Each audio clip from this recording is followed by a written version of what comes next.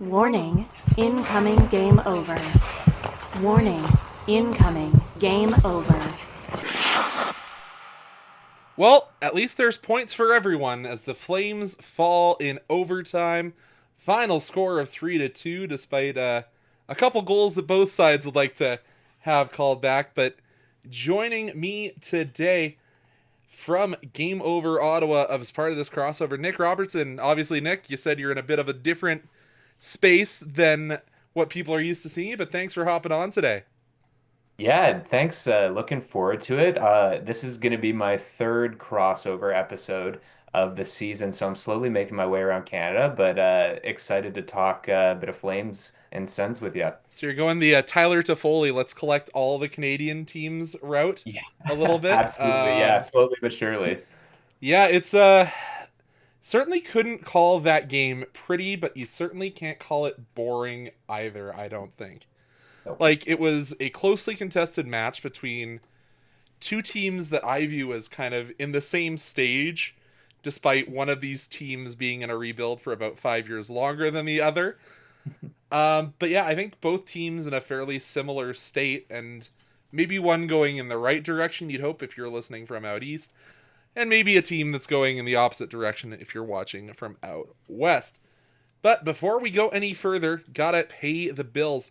So have you checked out the Game Over flagship show? Of course, I'm talking Hyperdrive Hockey. Hyperdrive Hockey is all things hockey across various leagues in multiple different countries. Whatever it is and wherever it is, Max, Daphne, and Kev have you covered for all your hockey news with a steady dose of fun and fan engagement. You can find Hyperdrive Hockey on the Game Over Network YouTube channel or wherever you listen to your favorite podcasts. Or head over to our website, thegameovernetwork.com, and check out the Hyperdrive Hockey tab. They are done for the year, having a little bit of a holiday break. So go check out their episode that released today. I was supposed to be on if they're recording tomorrow, but, recording times always change. Welcome to the media industry, right? Yeah. But my show runs a little bit differently than you guys do it out in Sensland. I do go through a full scoring breakdown because it's a late game. I don't know if everyone was like getting dinner out east, but we'll go through period by period. So the Flames open the score. Blake Coleman from Ball and Coronado. Wasn't a pretty goal, wrist shot in tight, very much the Blake Coleman, that working class third line, getting in there. Had a nice pass from Matt Coronado, who's been a bright spot for the Flames so far this season, if you haven't had a chance to watch much Western Conference hockey. But that lead didn't last all that long. 7 minutes later, Nick Cousins from Sanderson and former Calgary Flames legend Travis Hamonic getting his second assist of the season. I should have been on one of the betting sites and bet on the salty Flames return point. Yeah, yeah. I feel like the same thing happens every time there's a former Senator in the lineup. That's always just the way it seems to go, right? Yeah, even if it's the all skill Travis Hamonic secondary assist. But speaking of skills, maybe the prettiest goal of the game off an absolute muffin from Nazem Kadri on the blue line. Ridley Grigg, his third goal of the season, shorthanded, unassisted. As I said, Nazem Kadri basically put that on a platter for him to pick off at the blue line, and Grigg couldn't beat Vladar on the first effort, but knocked home the rebound. Yeah, that was honestly that was the highlight of the game for me, probably even more than the overtime winner that we're going to get to, just because I think it was Ridley Gregg really had a big he had a lot more jump in his stride tonight just because he was back home in Alberta. And they I'm not sure if they showed it on the Flames broadcast. On the Suns one, they did the pan out, and all his family was in the stands to see that goal. So that was really cool, really awesome part of the game. Always love to see those ones, and yeah, good effort from Greg. And then the goal that I think we'll probably debate a little bit later in the show, but Jonathan Huberdeau, with no distinct kicking motion whatsoever, gets the game-tying goal on the same power play. Assist to Coronado and Zari. But yeah, as I said, they list it as deflected shot, and that was the same rationale that the Mission Ops in Toronto, or I guess it's in New York now, I think. I can't remember where the replay room is located. I've been watching this game for far too long. It's moved from New York to Toronto to New York too many times. But yeah, that one went to a non-challenge review and was deemed to be a good goal. I was talking with Mod a little bit in the Discord, and it's like, it seems that the skate stays on the ice and doesn't enter the blue paint, it's a good goal. I don't know what the rules are anymore. Like, they seem to change by the minute, so. Yeah, you like you said, we'll probably touch on it a bit more later, just in the greater context with the referees in that whole game. But I think even I was surprised that they didn't find a way to disallow that one because that sets a pretty high bar for what you're gonna call a kicking motion for the rest of the season if that's what your frame of reference is. So interesting one. But that would be where we'd lead into overtime. And as I'm seeing in chat, Mr. Overtime, Brady Tkachuck, his 16th of the year, assist to Tim Stutzla, and Linus Ullmark with his first assist of the season. So good job for Linus. And you know what? Flames got beat. Jonathan Huberdeau tripped over Ullmark's pad and then decided to lay on the ice for about a solid 15 seconds trying to draw a call that never came. And good job on Timmy Stutz and Brady Tkachuck to go down and put one past Vladar. Yeah, rare you see, all three of the Sens' big pieces there combined for a goal. You're not going to see that too many times, but No. no, great heads up play by Olmark to sort of spring that overtime winner. And even though they did not have a very good game in regulation, the Senators' big guns, particularly like you said, Mr. Overtime Brady Tkachuk, really always seem to have a knack for getting it done in the extra frame. So it was good that they found a way tonight to get that extra point. So that's your breakdown. And we kind of jumped in on this when we were just talking in our little brief talk before. And while didn't necessarily show up on the stat sheet tonight, I thought both fourth lines for both squads were noticeable in a good way. And you mentioned that all three forwards were born in Alberta for that fourth line, so kind of unique. Yeah. Noah Gregor, Zach Ostapchuk, and Ridley Gregg, all born in Alberta. So that was cool. I'm not a huge betting man myself, but I think if I were to be, I definitely would have bet on some of those guys racking up points tonight. And Ridley Gregg got the second goal for the Senators. They just all seem to have just a big jump in their stride all night. Zach Ostapchuk's not a name that's going to be known in too many markets outside of Ottawa, but since he's been put into the Sens lineup just a couple weeks ago now, their bottom six has looked so much better, and it was great for him. He had a really strong game tonight. That whole fourth line did. So that was a really cool subplot to the game, and kind of wish Ridley Gregg's goal stood up as the winner, considering the stakes late in the third, shorthanded goal in front of his family. But I'm sure he's not going to care too much in the grand scheme of things if since they got both points eventually. Yeah, they just needed to gift the Flames a point to make sure that Montreal gets a better draft pick. It's the whole circle of suck that's going on in this Canadian division. But as I said, I really liked the third line for the Flames, but it really seems that their numbers were limited in the third period. Ryan Lomberg only played 6 minutes, 4 seconds. Walker Dewar, who has been seeing some extra team time, only at 6 minutes and 10 seconds. Of course, Kevin Rooney is the winger on our first power or penalty kill, so he played over 8 minutes. But I really thought that Lomberg and Dewar were adding some energy, so I don't know why the Flames necessarily went away from that. Been some extra Oh team. my goodness, where is that coming from? Oh, did you open up the YouTube? Yeah, just to check the chat. That was my Oh, bad. all good. I was just heard myself talking. But yeah, I would have liked to see them a little bit more. I think that fourth line has actually been really good for the Flames. And like, let's be honest, Ryan Lomberg is a dog on a bone for these spare pucks that are open in the corner. And you're paying him north of 3 million to play that role, and you can't play him in the third period. That seems to be a little bit troubling for me.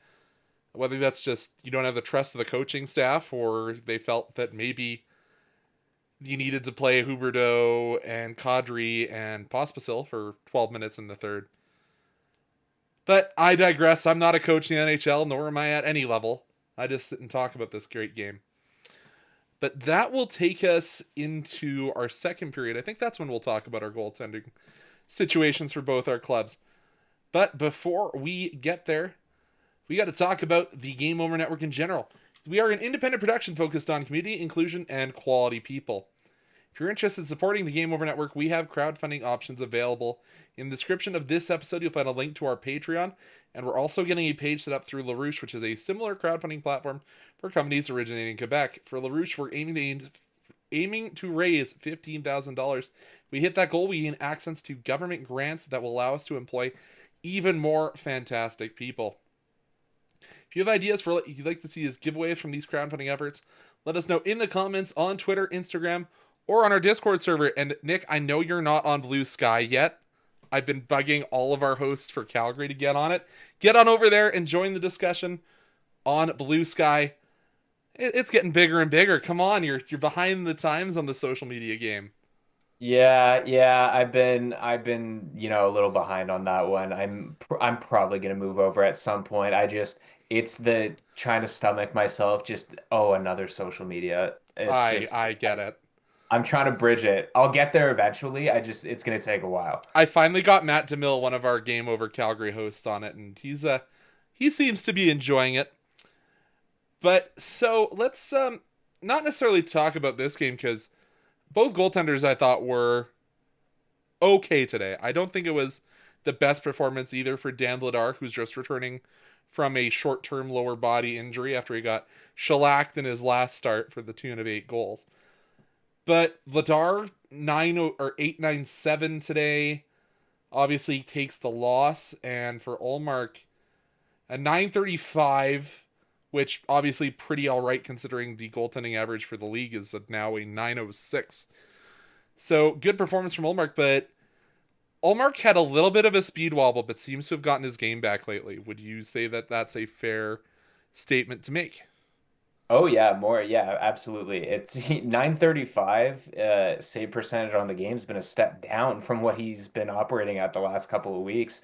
They've been making a big deal of it on all the Sens broadcasts, and I think it was about 3 weeks ago now, in an interview before a game, Linus Ullmark talked about how his son woke him up in the morning so thrilled about the snow in Ottawa, and how excited he was, that how he was the happiest kid in the world because this was his first time really being in like a snowy place during the winter.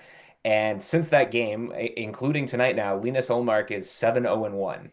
And, to say he's completely righted the ship at this point is like, that's understating it. He has been the Senators' best player now for, the better part of a month. He's probably been one of the best players in the NHL in December. The Senators have the best record in the NHL in December, and you're putting a lot of that on the body of work of Linus Ullmark. He's been so good. Again, tonight wasn't a night where he had to be amazing. The team in front of him wasn't great for most of the night. They did a good enough job of keeping most of Calgary's chances to the outside. But he's making the saves that he's supposed to make, which in this marketplace in Ottawa has been, we haven't had a goaltender do that for years now. Just a goaltender that makes enough saves, and now to have one that's making incredible saves and winning them games on his own it's really something, and something I still can't believe we have the luxury of, to be honest with you. It's still pretty crazy to have complete trust in the Senators goaltending. But there were so many moments tonight where he's really just a calming presence back there.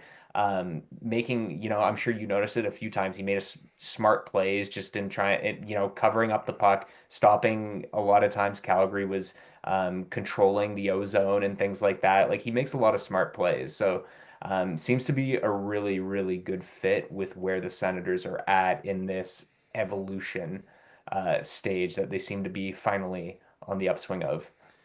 And obviously Anton Forsberg currently on the IR, if I do believe, which means Yep. the backup has been Levi Merlainen, I believe is how you pronounce his name. Yep. So obviously not wanting your O2 goalie to have to come in and play too many games. So it's kind of almost necessary for Linus Ullmark to play this. It brings me back to the days that the Flames, when we had Mika Kiprasov, and you had guys like Jamie McLennan, noted. He does a lot of Oilers broadcasts, doesn't he?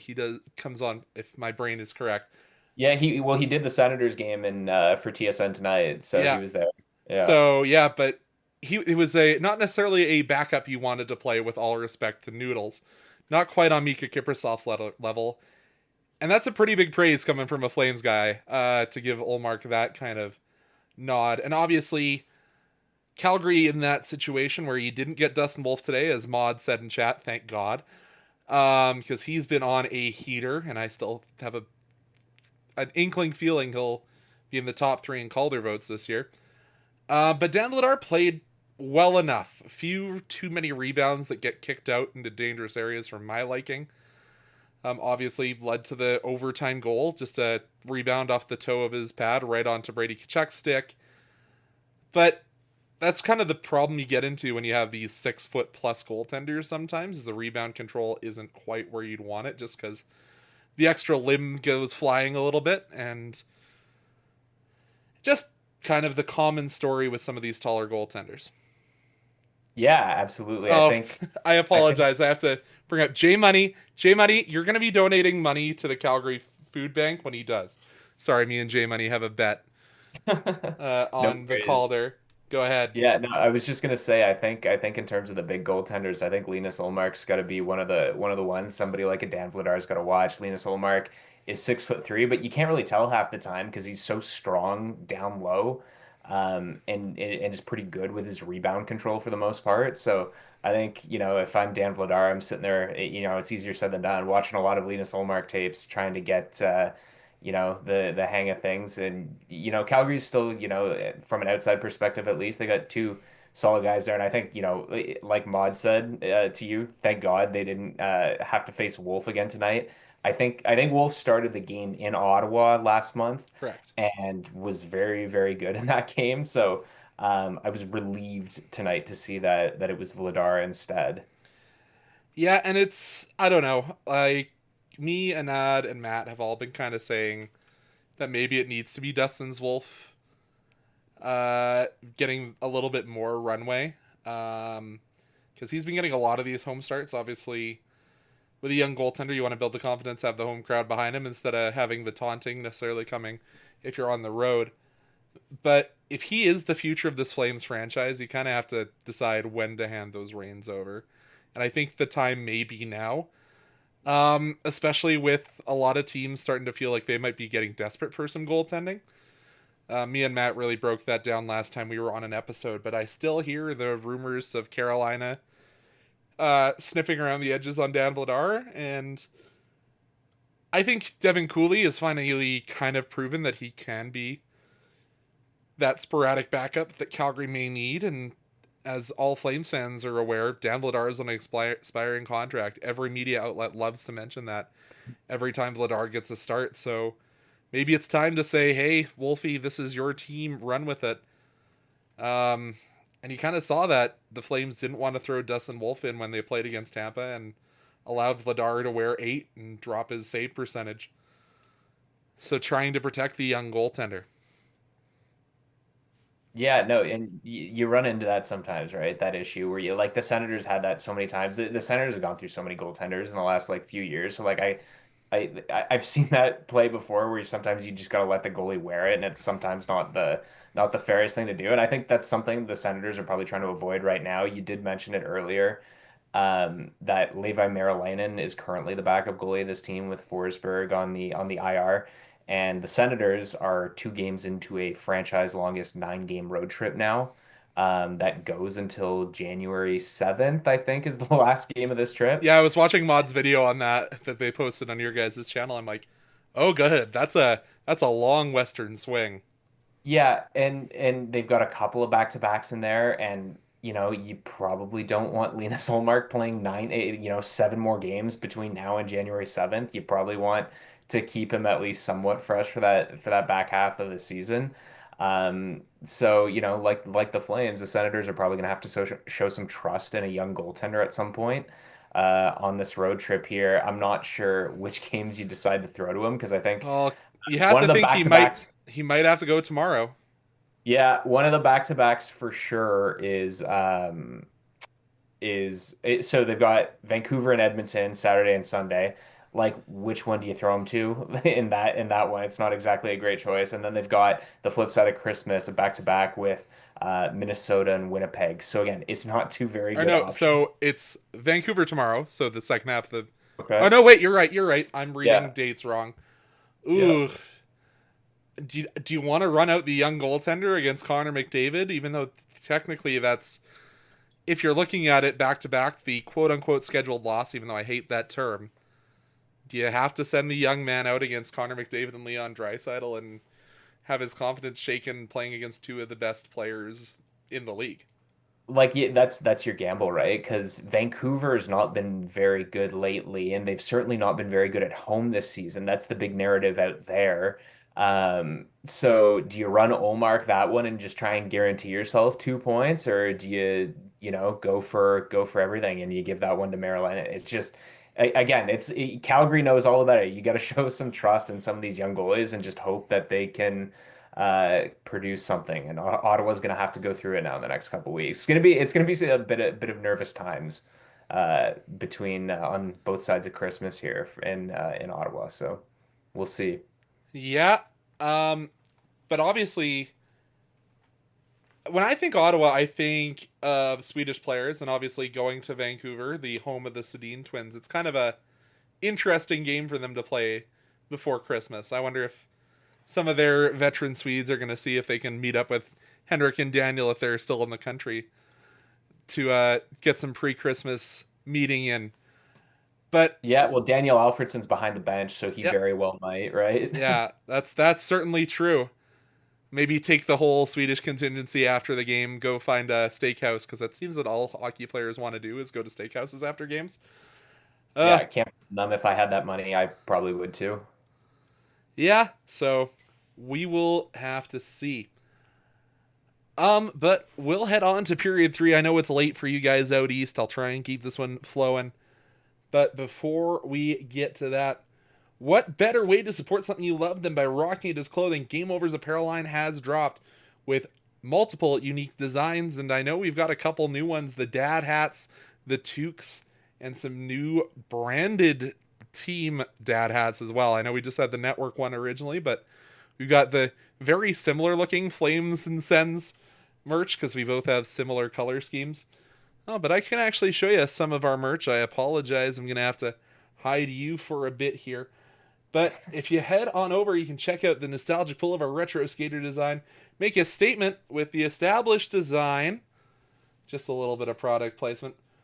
Or if you are a big fan of goaltenders like Dustin Wolf or Linus Ullmark, check out the Live and Die by the goaltender design.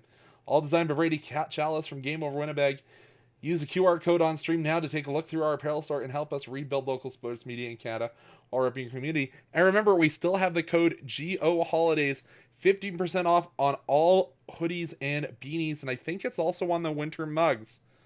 This will be active until Christmas Day and Boxing Day. There will be a new sale, so keep your eyes locked on the Game Over socials for your Boxing Day code.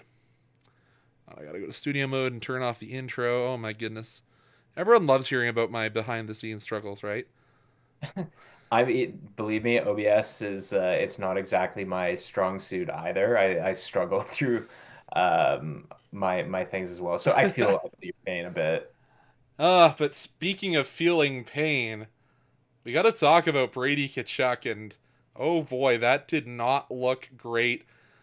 I wish I knew. I think they're probably flying out today, but I know that two of the best oral surgeons in Calgary were actually at the game because they're friends of my mom, and they bumped into each other in the dome. So I have to wonder if one of them got to go down and take a look at Brady because they were saying on the Flames broadcast that they were working in the Flames medical suite all through the intermission to try and get that dealt with and throw the couple of teeth that were out into some milk, maybe get them replaced after. And oh boy. But then coming out as a Tkachuk, not wearing the bubble, just has the visor on. Like, that doesn't make sense to me. I wouldn't expect anything less from Brady Tkachuk at this point, honestly. As soon as I saw the infraction, then I half expected him to come right out for the power play, knowing it was a double minor, and I was a little surprised. But then obviously seeing the extent of the damage, pretty like nasty looking set of stitches just above his lip, and obviously looked to be missing a couple of teeth, like you said. There's a quote, I think Claire Hanna posted it about 10 minutes ago, the reporter for TSN in Ottawa, interviewed Brady Tkachuck after the game, and Why? he said he has a face for radio now when he got a good look at himself, said it was his first look at himself with the new missing teeth and stitches. So Not that he had I many to do, lose in the first place, let's be honest, but yeah, yeah. Like I feel a little bit bad. It's his first Christmas as a dad. He's like got a newborn and stuff like that. So probably gonna be a lot of pictures thrown around. Um, you know, but I again with the 2 points in the bag and the Senators playing as well as they have down the stretch here, I'm sure he's not gonna care that much. Um, but like again. You really I'm sure as a Calgary fan, you know what it's like to have a Kachuk in your team. I miss Um, it. yeah, exactly. You come to expect these kinds of moments of heroics and triumph from them, and just like doing stuff you can't believe, even if it's something as minor as showing up after taking a nasty stick to the face like that, and still managing to pot the overtime winner a couple hours later. It just, yeah, he really never ceases to amaze me. I can't say enough good stuff about Brady Tkachuk. Oh, I miss Matthew. I truly miss the Kachuk Bowls. I also miss watching Brady sitting in the play stands in the playoffs. That was my biggest Brady Kachuk moment. Him polishing off the definitely light version of the Budweiser. No, it was not. Even No though the way. sponsorship But was Bud Light, it was not light beer that was being drank in the Saddle Dome. But I guess something else that's happened in Flames history today, it's the 29th, I believe, anniversary. Yes, I did do the math. 29th anniversary of some guy named Jerome McGinley being acquired by the Calgary Flames. So I thought we'd take a little bit of a walk down memory lane and just kind of remember some of the biggest trades in both of our franchise history. Because obviously the original Flames trade, trading Joe Nieuwendyk down to the Stars as part of a 7-player deal. And Jerome talked at the first intermission with Ryan Leslie of Sportsnet, and he kind of felt, oh, does Dallas not want me? Do they not see what I'm doing in Kelowna as a Rocket, and do they not evaluate that? And then he found out, no, it was the other way around. The Flames really wanted him and traded at what the time or at the time was one of the cornerstones of the franchise for him. And then obviously the rest is history. The Edmonton, Alberta native playing almost his entire career as a Calgary Flame. We're not going to ignore the time that he went to Los Angeles and to Pittsburgh. We're going to pretend those years never happened. He played his whole career as a Flame. But that made me kind of like, do you have the same memories and same fondness for guys like Alfie that played most of their career as a Sen? And do you remember those trades and those days fondly? Or is it kind of a little bit of a scar that you wear? yeah, I mean it's a like the Alfie one particularly. I was 14 when he left in free agency, and I think the difference in some of these That's things free being, agency versus a trade, I guess. yeah. Well, it's not even that. I think a lot of the difference where like Ottawa sort of deviates from a lot of teams in this respect. So Ottawa, I'm sure you saw it a couple weeks ago, had their reuniting night with the pizza line. So Yep. Danny Heatley came back to town for the first time. Calgary Canucks legend Danny Heatley. Yeah, yeah. He came back for the first time, and that was his first time being welcomed back into Ottawa in the 15 years since he had been traded in 2009. And again, I still remember crying in the backseat of my parents' car when my dad and I were listening to the radio, and they came out and said Danny Heatley had been traded. Like again, this is a player I was attached to from that age. Um, and you don't forget that feeling of that player coming back. But I think the difference, what I was getting to, and that for Ottawa versus a lot of other teams. Ottawa, under the old ownership, tended to force a lot of these players out, and there's a lot of negativity associated with how those players left. Alfredson was another one. I'm sure Eric Carlson at some point is going to offer up some words on what exactly went down that led to his trade. Danny Heatley said in a couple of interviews around, a couple weeks ago when he was in town that he didn't want to speak on it then just because he wanted to keep it as a happy occasion, but would be, you know, inclined probably at some point to speak about it in the future, what exactly went down and led to his trade. You know, sort of insinuating in most fans' minds that, you know, there was a squabble with ownership. So I think a lot of other fan bases luck out in that way. And, you know, it's in Calgary's sense, when Jerome McGinley eventually left, it was business, right? Whereas And it was trying to get him a cup, right? Like that was yeah, the exactly. And you know, they beat the Senators in the playoffs that year, the Penguins with Iginla. I fully remember that. Um, but you know, that was a business move and they were trying to get him a cup. And like it's, you know, it's a little more understandable, even though it sucks. And you know, I've seen my fair share of players go, especially in the last few years as a Senators fan. And you know, a lot of them have had success elsewhere. But in Ottawa's case, it just seems like they've always been tossed out because of what was going on with the old ownership, and hopefully that seems to not be the case under this new group and stuff like that. But I mean, it's always like the trading big players. It's a pain as a Senators fan. You can you know relate to a lot of other fan bases, and like I'm sure the Iginla one, as happy as it is, like the 30th anniversary of like you know all that, there's probably still some, like you said, you pretend he didn't play for all these other teams. I yeah. like to pretend he didn't play for the Kings. Like that's completely That's forgettable. one of those pictures whenever like on Reddit or X or whatever, players in the wrong jersey, that's the one that comes to mind for me. Again, And like 88 is terrible. Like that's just like number 88, and yeah, like that's just awful. yeah, understandable though. Not gonna unretire that number for that organization.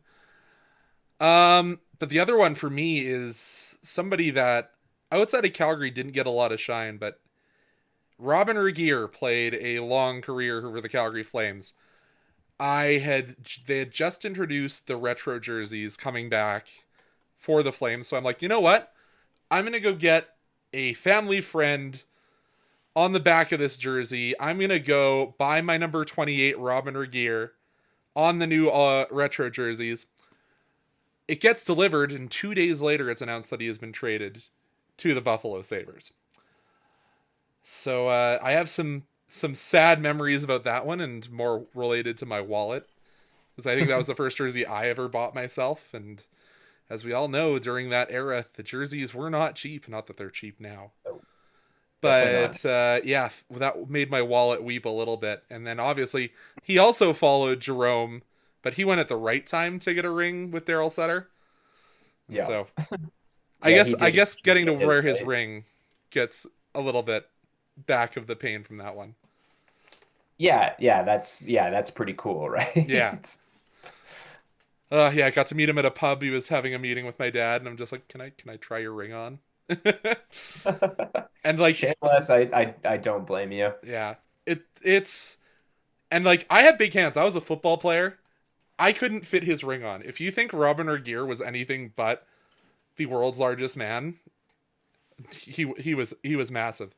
Another memory of Robin Regeer was when he decided that he was going to fight Zdeno Chara when he was when he was a Sabre. That memory will stick around. Thank you so much. Just going to mention Adam Firebear. He's out east with you guys. He's going to head to bed. Thank you so much for tuning in. And speaking of the chat, if you've got any questions for either of us, we're going to keep it a little bit shorter. We're hitting the 35-minute mark. I know you got a flight to catch tomorrow, so I'm not going to keep you around too much later. But we got one last ad read to do, and then I'll head to the chat. While us here at Game Over have you covered after the game, have you checked out the Game On Hockey product? It's a short 10-minute product put on by Graham Mossman. That'll be on our Game Over Network YouTube. Even though it's currently on a Christmas break as well, it will return in the new year. And as well, returning in the new year is your regional city-based Game On product. If you're watching here on Game Over or Game On, it'll be myself and Anand, and we will be bringing that back in the new year. So keep your eyes peeled for the return of Game On in each market, and check out Game On the Game Over Network channel on YouTube, or it will return to your podcatcher of choice in the new year. So I guess not a lot of questions I can see in chat. I will go back through this. Brady Tkachuck has. Oh, that's a pretty interesting stat. Brady Tkachuck has as many overtime goals as his brother and his father combined. Matt has 2.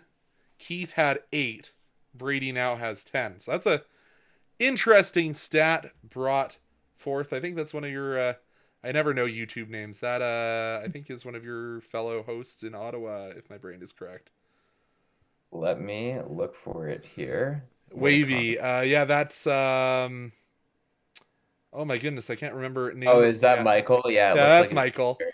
Yeah. No, that's a crazy stat. And coming into this year, I think Brady Tkachuk was one behind the Sens franchise record in overtime winners, and he has tied it, broken it, and extended his lead in that category this year. Like he just, I don't know what it is about him in overtime, but he just really seems to come alive. And I know the Senators get dunked on a lot and deservedly so for not getting this guy to the playoffs. And there's a lot of I it, I still don't think a lot of other fan bases, particularly like rival ones of Ottawa, like for whatever reason, seem to think Brady Tkachuk is that good of a player, or like how good do we know him to be really just because he hasn't played in important games. But like seeing how clutch he is at times in the regular season, like I'm not concerned for when the Senators eventually hopefully get into those kinds of situations. The guy really is automatic in overtime. It's really something. It's a lot of fun to watch. It's really blessed to have him. Like we said earlier, just having a Kachuk is a blessing. And yeah, Unless you give up on them, because well, I guess he didn't want to come because Johnny wasn't staying, and I guess I get it. But fair. Ty Smith gave us some clarity on the ruling. Apparently, the rule is if the puck is propelled instead of just deflected, and I think it might have been propelled, but I don't know. But the puck cannot be propelled by anything other than a player's stick. If a foot or knee gives the puck momentum forward, it's disallowed. I'm sure that's still, we can debate that until the wee hours of the morning and never reach an agreement. Yeah, I watch a lot of English Premier League soccer personally, and I think most of the strikers in that league would have been pretty impressed with the way Huberdeau seemed to direct his foot into that one to finish it off. Like like I have a hard time with that because like the puck's going away from the net and it came back with enough force off of Huberdeau that it was able to get past Olmark. So I don't know. I to me it's just that would seem like it propelled it, but I guess this is why I'm not an NHL ref. I don't know. and no offense to Wolf, but we talked about it in Hyperdrive Hockey. It's going to be hard to beat Macklin Celebrini if he doesn't get hurt. Yes, that is very true. Mac is doing fantastic things. Mitch Cobb. Yeah, Matt Fay is. I still think he's a step below Macklin, but Yeah. I this might be my bias and my bet with Insider J Money in chat, but I think Wolf and Matt Vey are kind of at even odds right now, especially with the rebound we saw Wolf have over his last 2 starts. Um, but we'll have to see. And Macklin is, I wouldn't say leaps and bounds ahead, but is the odds-on favorite going into the Christmas break. Yeah, Uh, he's given himself quite the platform. Like I think somebody would have to like considerably step up at this point. And Celebrini would probably have to fall off a lot at this point yeah, to lose it. But if Calgary gets back on that upward swing, and to me, like just watching it from the outside, if they can, stay in the playoff hunt throughout most of the season, there's no way Wolf won't at least get some consideration for it because it's not like the team in front of him was predicted to be in the spot that they're in or near the playoffs. A lot of people, I certainly personally didn't think they were going to be very good. I thought they were going to be in the lottery race. But we're coming on Christmas and they're definitely not in that race. So I don't see how you wouldn't put Wolf in there if Calgary continues at sort of this level. yeah, especially considering we can't score more than 3 goals in a game, so the goaltenders have to be on their A game. And yet again, the Flames have struggled to score. And I don't think that is going to go away anytime soon, especially if the if there's smoke, there's fire, and apparently Toronto is interested in reacquiring Nazem Kadri, which I'm sure you I guys. would be very surprised. Yeah, with what cap space is my question. Yeah, I Uh, just like and if you're the Flames, I just like I would just hold out till like somebody like is willing to overpay a lot for him if that's what they decide to do because he's playing out of his mind right now. He's been so good this year. I've got him in a fantasy league. He's been awesome. Like and surprisingly awesome. How old is he now? Like 33 that he's still playing at like this good of a level. Like it's impressive. yeah, and I think it broke his point streak today because I don't think he. No, he did not get an assist. So it breaks off his career long point streak, or career long goal streak, rather, of 4 games. Tied it. He could have passed it with a goal today. Didn't get on the score sheet, however. Um, I had a question in my head coming from me to you. Here it is. You've gone through this rebuild for, I don't want to put a number on how many years it's been. For a I was still in Flames, high school. I'm in law school now, so it's been a jump and a half. That's how. yeah. What advice would you give to this Flames fan base that's just entering the infant stages of their rebuild, if we can even call it a rebuild with us pushing for playoff position? What would your short little advice be to Flames fans who might need to get used to seeing some bad hockey for the next little period here? Yeah, that's a really good question. That is a really good question. I mean, the easy thing to say to everybody is just endure it. It doesn't last forever, but then, to me, it feels like it's lasted forever. But I know not every rebuild is as complicated as Ottawa's has been by finances, Ownership strict. changes.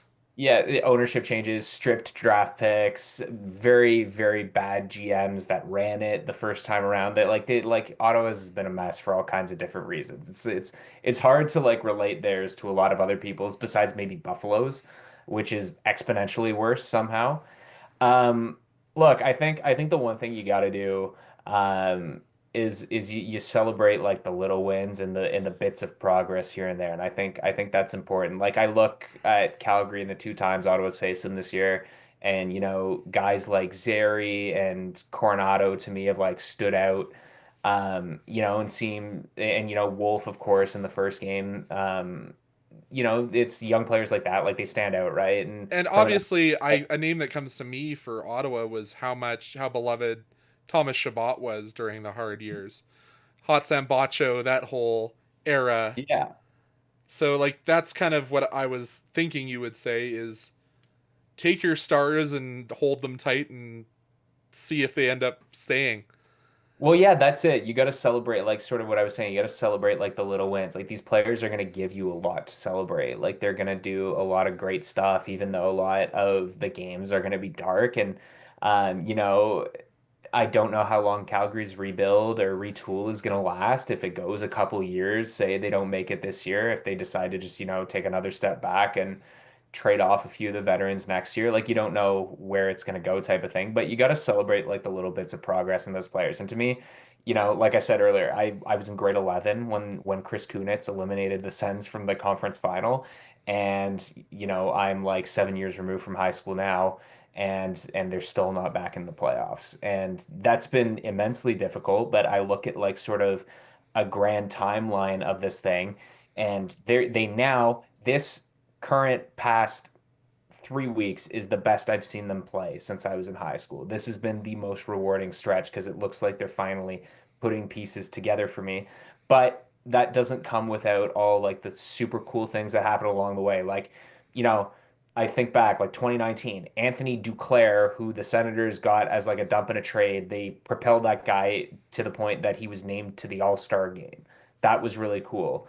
Thomas Chabot, like for me, like he's a guy that gets a lot of criticism in Ottawa, and I think that's honestly just because it's easy to pick on defensemen most of the time. But for me, he's a player I've liked since like day one, and to watch him progress now, and he's playing this season probably the best hockey of his career, and to watch sort of how he's progressed as like a player, super rewarding. the growth of a player like Tim Stützle. Like it's so cool to watch from like day one. So there's gonna, even though there's a lot of dark that comes with a rebuild, and the Sens are still not out of it. They haven't gotten to that next step yet. They're still very much in it. There's a lot of cool stuff that happens along the way. So the best thing I could say to Calgary fans or any other fan that goes through this, Buffalo fans probably don't want to listen to me because they're twice as long as me. But you got to celebrate like the little things along the way because there's still so much to like about the players. And it's honestly, it's not on them half the time, right? It's something above their heads. So that's what I'd say. And with that, we will close out this edition of the crossover. Obviously, Sens fans, you got a few more of these crossovers coming up. I had the schedule open, and of course I've done a Conrad and closed it. Because you guys play again tomorrow night. It's going to be a crossover. I think if I saw correctly, it's going to be Kaya May, I do believe, hosting in Oh, no. Don't have a host. Or no. Am I seeing this right? Oh, yeah. It might just be a Senators crossover cast, as it looks like all of the Vancouver hosts are actually busy. So, could just be a Sens game over all over again. Yeah. Yeah, it should be. It looks like Damien's on it for us though, and he's if anybody watches Game Over Ottawa regularly, great. We'll do fine just there, even covering the Vancouver stuff. He lives out in Vancouver too, so perfect person for that to fall to. All right, and then for Calgary, we don't have another game until Sunday, and that will be Matt taking over when we get to see Connor Bedard come to Calgary. And that one you might see Dustin Wolf get to stare down one of the best young players in the game to prove he deserves that Calder, and that the Calgary Food Bank deserves more of Jay Money's money. Have But you gone to see Bedard live yet? Have you gone? I haven't gotten to, and the tickets are way too expensive because it's the game before Christmas, so everyone and their dog wants to go. So I'll be watching from home unless somehow I can convince somebody to get me a press pass. Yeah, make sure you go see the Bedard Circus at some point. I highly recommend. It's good fun. I will try. Luckily, we get a little bit more of him being in the Western Conference than you guys do. But I got to see him. No, I was supposed to see him at the Circle K, but he got pulled out of it because he went to the Dub. Did get to see Gavin McKenna at the Circle K Classic though. That was something special.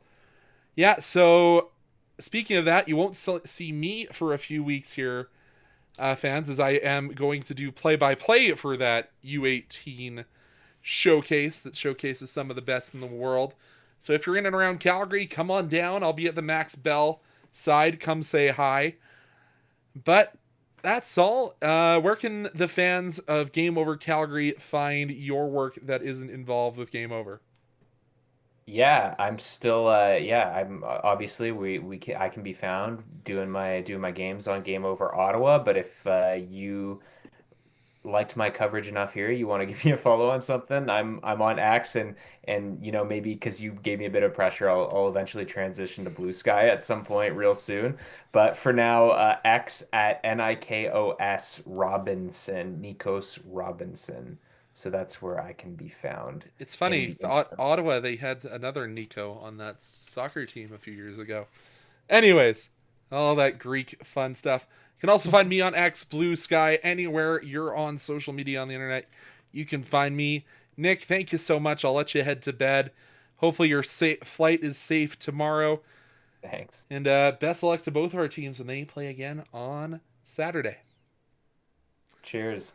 Let's hit that extra, and we'll be on our way out. Thanks, guys.